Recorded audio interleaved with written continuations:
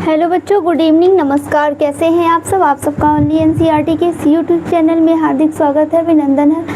तो एनसीईआरटी श्रृंखला में सब्जेक्ट साइंस क्लास 6 का चैप्टर सेकंड पे हम आ गए हैं। तो आइए देखते हैं। चैप्टर फर्स्ट में हमने पढ़ा था कि भोजन कहाँ से आते हैं, और चैप्टर सेकंड हम पढ़ेंगे भोजन के घटक, यानी फूड कंपोनेंट को हम क्या कहते हैं? न्यूट्रिशन कहते हैं, यानी पोषक तत्व कहते हैं। पोषक तत्व कहते हैं। फूड कंपोनेंट को हम क्या कहते हैं? पोषक तत्व कहते हैं। ठीक है।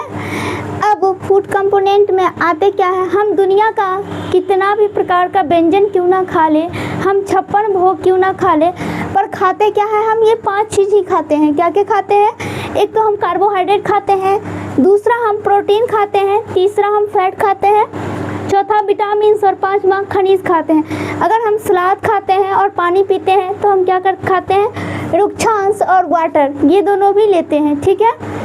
अब एक बात और आप लोग जानिए कि ये कार्बोहाइड्रेट, प्रोटीन और फैट, इन तीनों को मुख्य पोषक तत्व के अंतर्गत रखा गया है। मुख्य पोषक तत्व के अंतर्गत, यानी ये माइक्रो न्यूट्रिशन के अंतर्गत रखा गया है, और इसे सूक्ष्म पोषक तत्व के अंतर्गत रखा गया है। ठीक है। उसके बाद हमारे पेट में डाइजेशन किसका किसका होता है? हमारे शरीर में कार्बोहाइड्रेट का, प्रोटीन का और फैट का। विटामिन्स का और खनिज का डाइजेशन हमारे शरीर में नहीं होता है। अगर आप पाचन तंत्र पढ़ोगे तो आप देखोगे कार्बोहाइड्रेट का डाइजेशन हुआ है, प्रोटीन का भी होगा और फैट का भी होगा, पर विटामिन्स और मिनरल्स यानी खनिज का नहीं होता है। ठीक है। अब कार्बोहाइड्रेट हम लेते हैं तो हम किस स्रोत से, यानी किस माध्यम से लेते हैं? तो आइए हम देखते हैं सबसे पहले कि कार्बोहाइड्रेट अगर हम लेते हैं तो इससे हमें क्या मिलता है। ठीक है। तो हमें क्या मिलता है? कार्बोहाइड्रेट से हमें ऊर्जा मिलती है। आप कभी कभी एग्ज़ाम में ये क्वेश्चन दे दिया जाता है कि धावकों को तुरंत एनर्जी के लिए क्या चाहिए, तो आपको ग्लूकोज देगा, और कभी कभी ऑप्शन में ग्लूकोज नहीं रहेगा, अगर कार्बोहाइड्रेट रहेगा तो आप कार्बोहाइड्रेट पे टिक करके आ जाना। ठीक।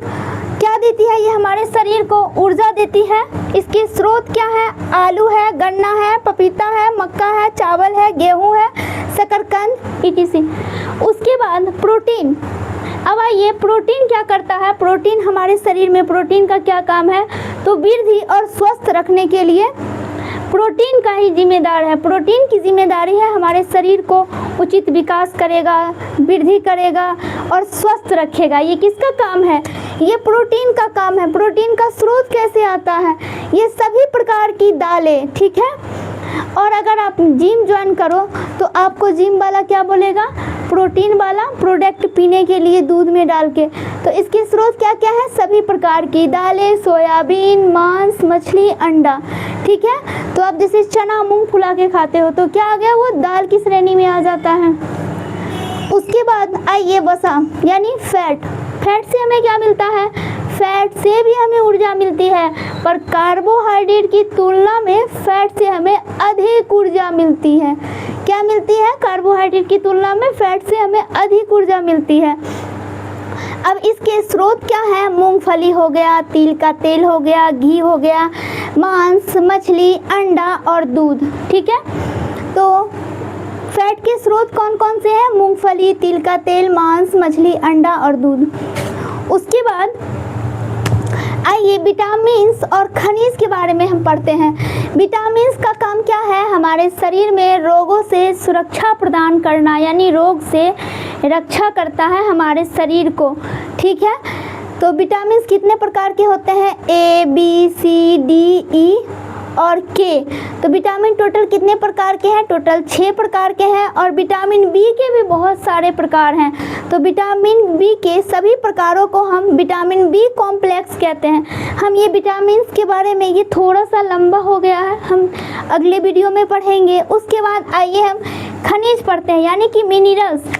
इसकी ज़रूरत कम होती है पर उचित विकास और अच्छे स्वास्थ्य के लिए बहुत ही ज़रूरी है। क्या ज़रूरी है? ये मिनरल्स और विटामिन का कुछ पॉइंट छूटा हुआ है जो हम नेक्स्ट पार्ट में पढ़ेंगे।